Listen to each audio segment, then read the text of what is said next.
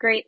And last but not least, disbursements. So the examples we had earlier really talked about these potentially going to employees or gig workers. If you think of employees who are on the front line, like those in retail, those in grocery, maybe those who are doing some kind of gig work with Uber or with Lyft, uh, it is so critical for them to get paid as quickly as possible. We know the majority of Americans live paycheck to paycheck. They need access to their pay, and that's a big benefit in being able to keep employees around, is allowing them to get paid, for example, the same day that they do work. There's trends now of pay being even more immediate than that, and being at the forefront so your employees can have that type of benefit that really makes an impact on their day-to-day life is critical. So things to keep in mind here: are there any spending controls?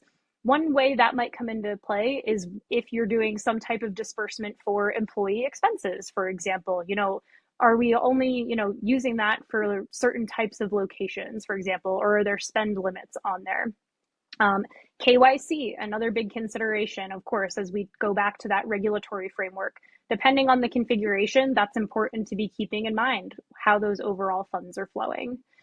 And then again, from a partner standpoint, how do you want your brand to show up? And does that partner support the way you're envisioning that customer journey to really come to life? And last but not least, what are some things that could be great outcomes in a disbursement program? Spending less on payout fees. That sounds great. Companies, especially large enterprises, spend a lot from a payroll perspective in order to get funds sent to their employees for every type of payout.